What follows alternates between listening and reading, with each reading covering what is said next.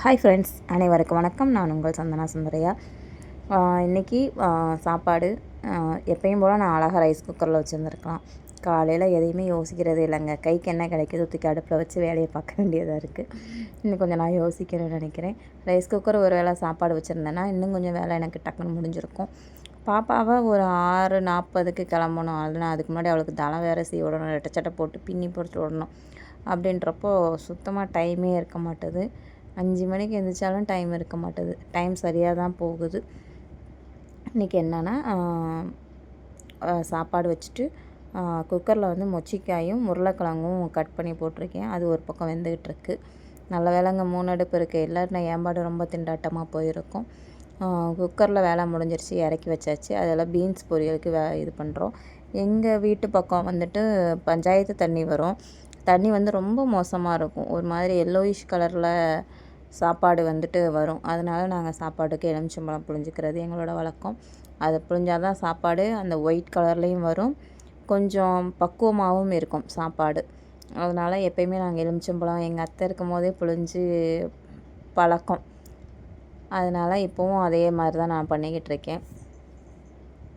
இன்றைக்கி என் பையனை திட்டும்போது என்ன ஆயிடுச்சு அப்படின்னா, நான் அவனை திட்டுறேன். அவன் பதிலுக்கு பேசணுன்னா நான் தான் அமைதியாக இருக்க மாதிரி இருக்குது. அப்போ வந்து எங்கள் அப்பா என்னை திட்டும்போது தப்பே செய்யலைனாலும் நம்ம அமைதியாக இருக்கிற மாதிரி இருந்துச்சு. இப்போ என் பையன் தப்பு பண்ணியிருக்கான். அவனை நான் திட்டும்போதும் பதிலுக்கு அவன் பேசும்போதும் அப்போவும் நம்ம தான் அமைதியாக இருக்க மாதிரி இருக்குது. என்ன பண்ணுறது அப்படின்றதே தெரியலை.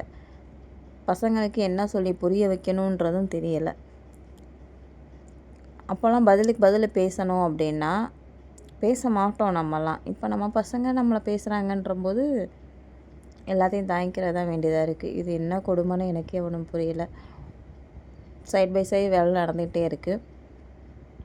இல்லை அப்பப்போ இடையில எங்கள் பாப்பா வேறு வந்து காமெடி பண்ணிகிட்ருப்பா.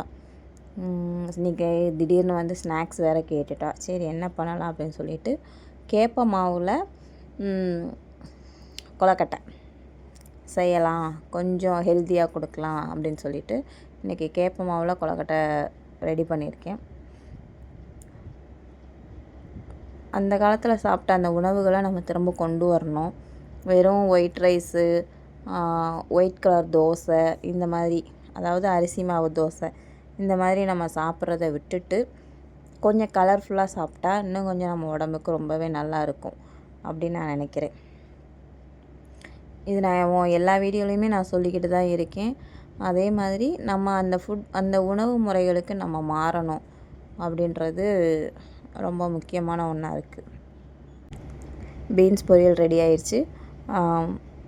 குழம்பு கூட்டி வச்சாச்சு, முட்டையும் வேக போட்டாச்சு, சாதம் வெந்துருச்சு, வடிக்க வேண்டியதுதான். ரைஸ் குக்கரில் வச்சுருந்தா இந்த மாதிரி பிரச்சனைகள்லாம் இருக்காது. அரிசி போட்டோன்னா டக்குன்னு அதோட வேலையை அதை முடிச்சுக்கிறோம். இதை நம்ம வெந்துருச்சான்னு பார்க்கணும், திரும்ப அதை வடிய வைக்கிறதுக்கு இடத்த ஒதுக்கணும், செய்யணும்.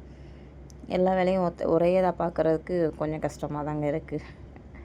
அவளை அனுப்பிச்சி விட்டுட்டு ஒரு 10 நிமிஷம், கிட்டத்தட்ட 40-45 கிளம்புவா. 7 மணி வரைக்கும் செவனேன்னு உட்காந்துட வேண்டியது. அதுக்கப்புறம் தான் எழுந்திரிச்சு மற்ற வேலைகளை பார்க்க வேண்டியது. நான் சொன்ன மாதிரி இன்றைக்கி வந்து கேப்ப மாவில் கொலக்கட்டை பண்ணியிருக்கேன்.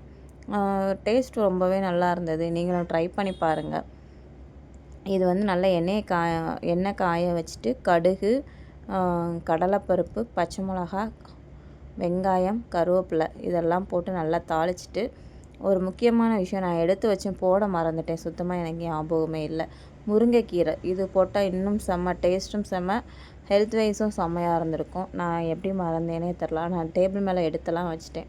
இதெல்லாம் போட்டு நல்லா வதக்கிடுங்க. வதக்கின பிறகு மாவு இருக்குங்க இல்லையா, அது நம்ம 1 கப்பு மாவு ஏதாவது ஒரு மெஷர்மெண்ட் எடுத்துக்கோங்க. எடுத்துட்டு அதையும் போட்டு நல்லா வதக்கிட்டு, நம்ம என்ன கப்பு மாவு எடுக்கிறோமோ அந்த அதுக்கே 2 கப் தண்ணி விட்டு நல்லா ஒரு 2-3 பெரட்டு பெரட்டிட்டு கொஞ்சம் நேரம் அப்படியே ஆற விட்டுற வேண்டியதான்.